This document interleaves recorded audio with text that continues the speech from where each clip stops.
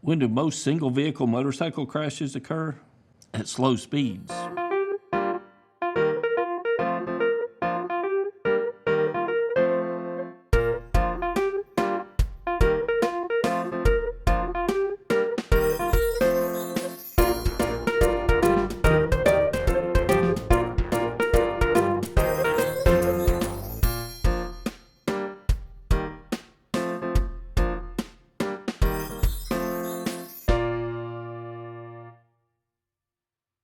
When do most serious single vehicle motorcycle crashes occur? In corners.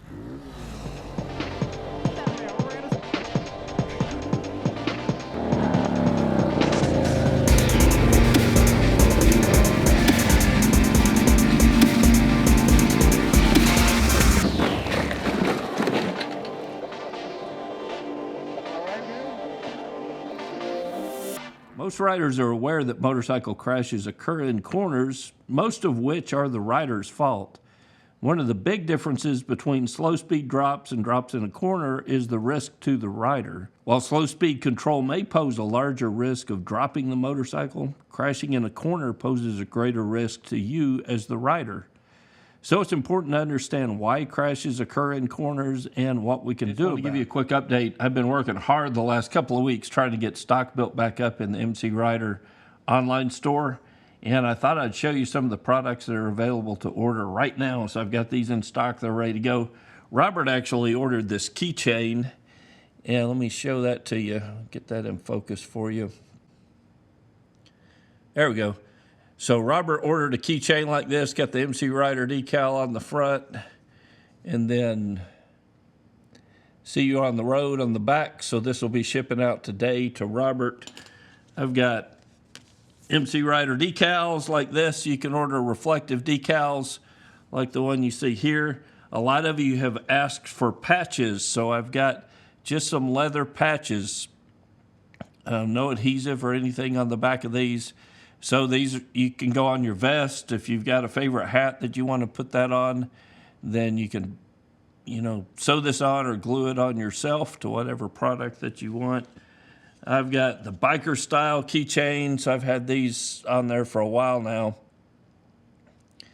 These biker style keychains have been real popular. I've got them in red and black, as you can see here.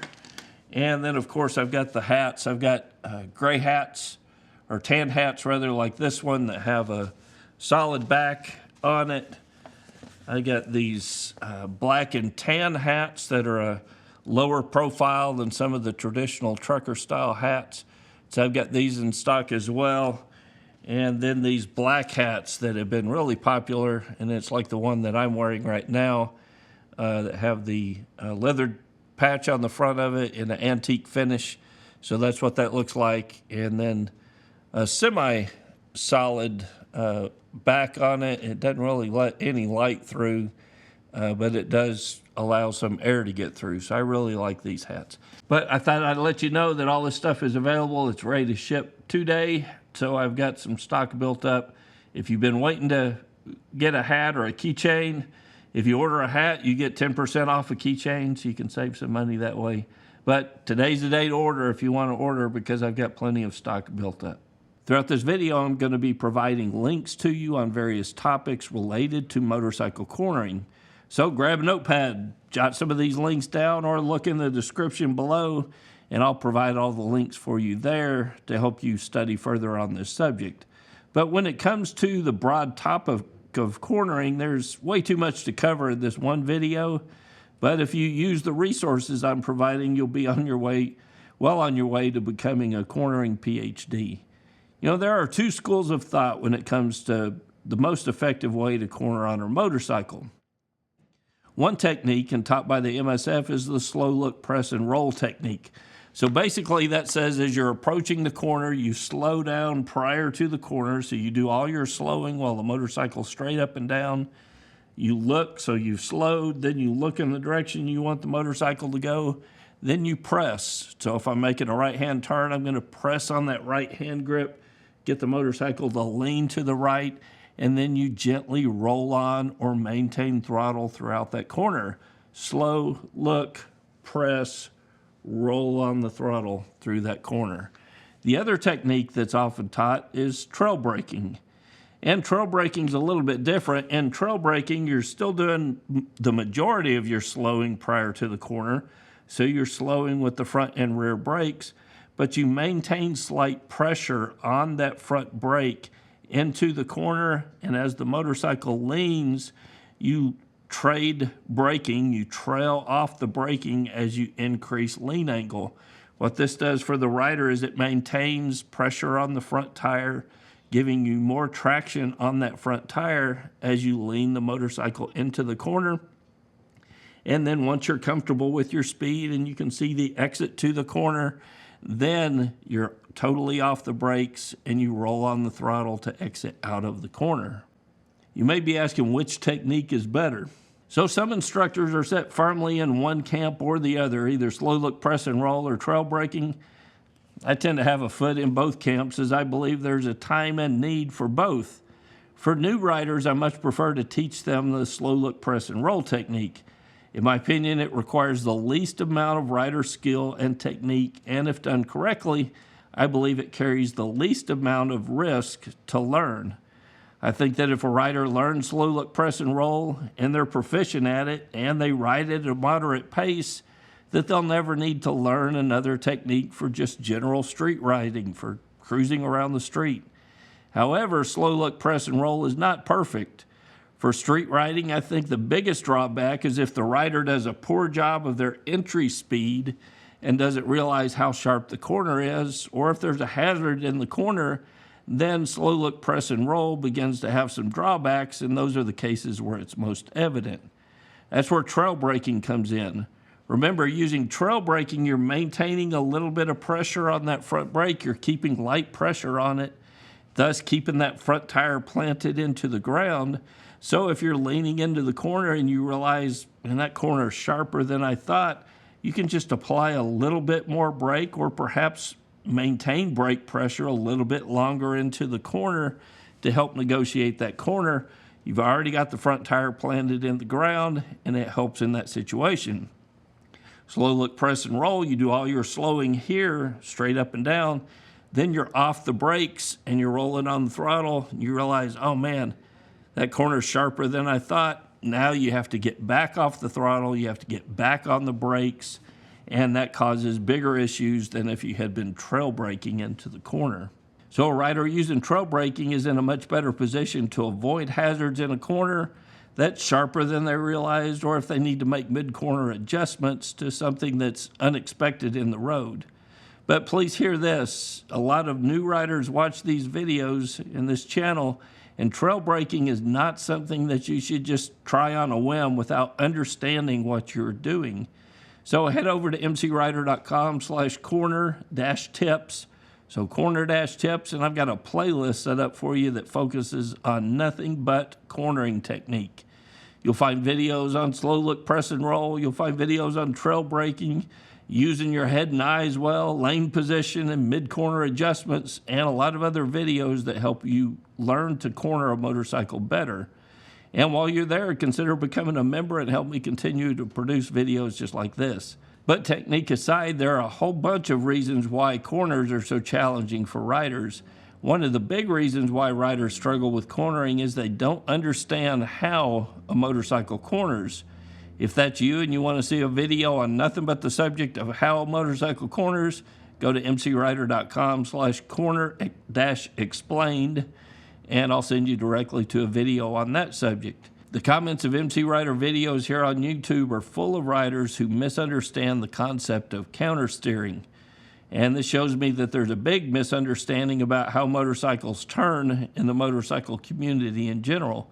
But here's the truth. If you're riding down the road and you're turning on a motorcycle successfully, you are using counter steering, whether you understand that you're using counter steering or not.